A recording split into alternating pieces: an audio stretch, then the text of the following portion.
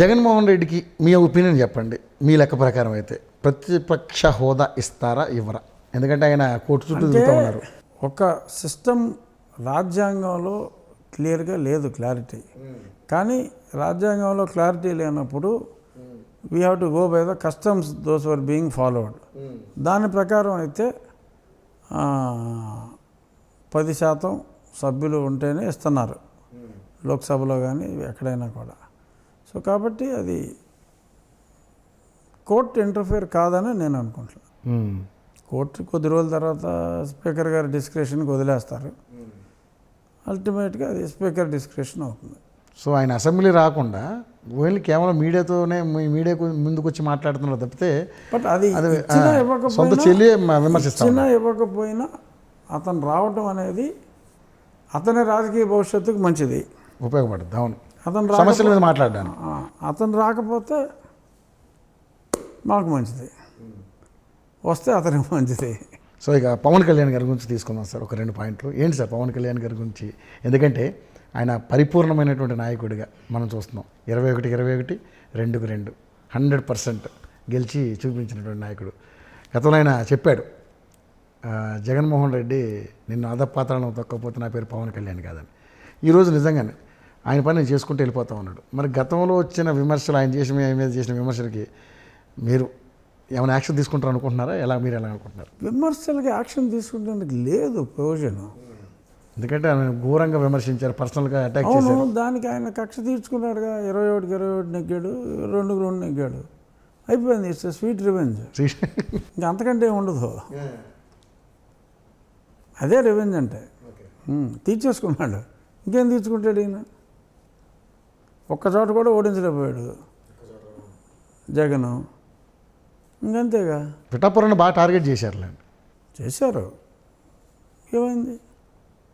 75,000 రావాల్సింది 70,000 వచ్చినట్టుంది.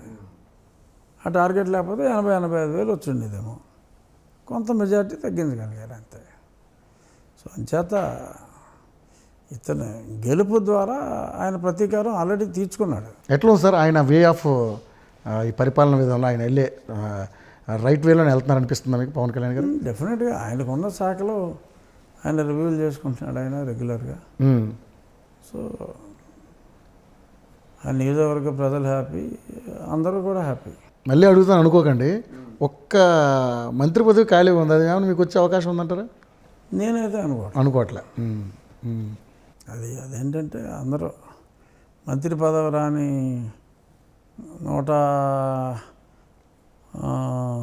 ఎన్ని వచ్చినాయి ఎమ్మెల్యేలు, 11 తీసేస్తే 164 మందిలో 25 మంది మంత్రులు ఉన్నారు. ఆ 25 మందిని కూడా తీసేస్తే మిగిలిన వాళ్ళందరూ ఆ ఒకటి నాకేనా అనుకుంటారు. బట్ నేను అనుకోవట్లా. సో మీ నియోజకవర్గంలో ఫైనల్గా అంటే ఇంకా మనం ఎంత చేసినా క్లియర్ కానీ సమస్యలు ఏమైనా ఉన్నాయా? అంటే మీరు ఏమైనా అడ్రస్ చేయగలిగారు? ఎప్పుడు నేను అడ్రస్ చేసినవన్నీ ఎవడో చేయలేని. అవునా? ఓకే.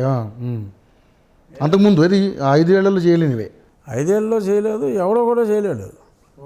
ఇన్ ద సెన్స్, నేను స్పెసిఫిక్గా ప్రభుత్వాన్ని రూపాయి ఖర్చు లేకుండా నేను నా స్నేహితుల్ని, నా నియోజకవర్గ ప్రజల్ని మోటివేట్ చేసి వాళ్ళ ఆర్థిక సహకారంతో చేయించుకుంటున్నా. అది సో అంచేత ఇది నా నియోజకవర్గ ప్రజలకు సాధ్యమైంది, నాకు సాధ్యమైంది అని నేను ధైర్యంగా చెప్పగలను. మరి ముందు మీ పోరాటం జగన్పై ఎలా ఉండబోతుంది?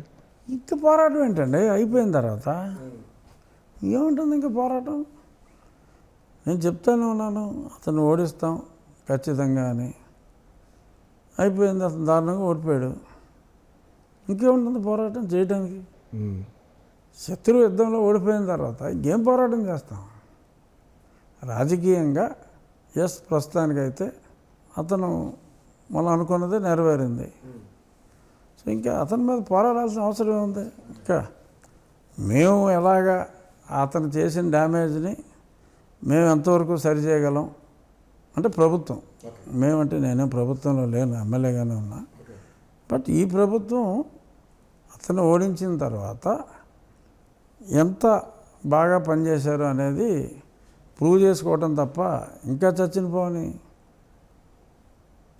ఏం చంపుతాం, ఏం మాడతారు? ఇంకా నన్ను అడిగితే అతన్ని ఇగ్నోర్ చేసి ఇంకా అతని గురించి మాట్లాడకుండా అవునా? ఓకే.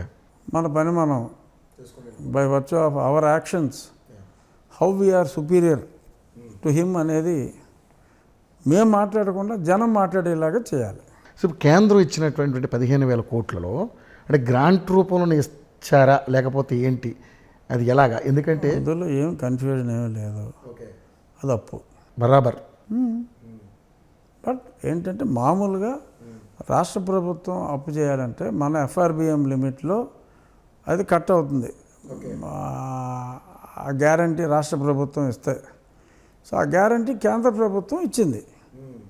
బట్ కేంద్రానికి ఎప్పుడు కావాలంటే మనం డిఫాల్ట్ అయితే మనకు వచ్చే డబ్బులు వాళ్ళు కట్ చేసుకోవచ్చు. సో కాబట్టి కేంద్రం మనకి ఇచ్చినందువల్ల ఇబ్బంది లేదు, వాళ్ళకి వచ్చిన నష్టం లేదు.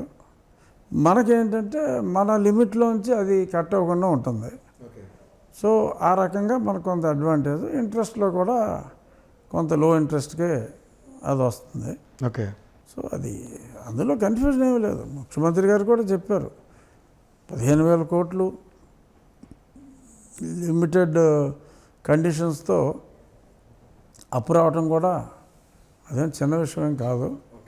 అది రావడానికి కేంద్ర ప్రభుత్వం సహకరించింది. సో అది ఉచితంగా ఇచ్చింది అయితే కాదు, అది రుణమే భారం, అది కూడా మనకి తప్పదు కదా. ఎందుకంటే అంత దారుణమైన సిచ్యువేషన్ ఉంది ఉన్న రోడ్లే తవ్వేశారు వీళ్ళు. సార్ ఇప్పుడు రోడ్లు ఏమన్నా పునరుద్ధరణ జరుగుతున్నాయా సార్? మొదలవుతున్నాయి. ఎందుకంటే మెయిన్ అదే పెద్ద ప్రాబ్లం ఇష్యూ నడుస్తుంది అక్కడ. అన్నీ జరుగుతాయి, బాగా వస్తుంది. Amaravati will be reality very soon. Fix Amaravati అందులో ఎటువంటి సందేహం. ఈ ప్రత్యేక హోదా ప్యాకేజీలు ఇలాంటివి మనం మాట్లాడుకోవడం మానేసుకోవాలి, దాని గురించి ఆలోచించవచ్చా? అంటే ప్రత్యేక హోదా అనే టైటిల్లో అయితే నా ఉద్దేశం రాదు. బట్ దాని ఎలిమెంట్స్ ఉండేలాగా చేసుకోవచ్చు, డెవలప్ చేసుకోవచ్చు. అందులో ఉండే ఎలిమెంట్స్ ఇప్పుడు ప్రత్యేక హోదా మనకి గవర్నమెంట్ ఆఫ్ ఇండియా స్కీమ్స్ 60-40లో ఉంటాయి ఎక్కువ. ఆ పర్సంటేజ్ మామూలుగా స్పెషల్ స్టాటస్ ఉన్న చోట్ల 10% స్టేట్ మార్జిన్ ఉంటే చాలు. రైట్. సో దాన్ని మనం కొన్నిటికి ఆ 10% ఇవ్వన్నాను, లేదంటే వయా మీడియాగా 20%కైనా సరే ఇవ్వమని అడిగితే ఇవ్వచ్చు. బట్ అంత ప్రయత్నం ఉండాలి, అంటే జరగవచ్చు.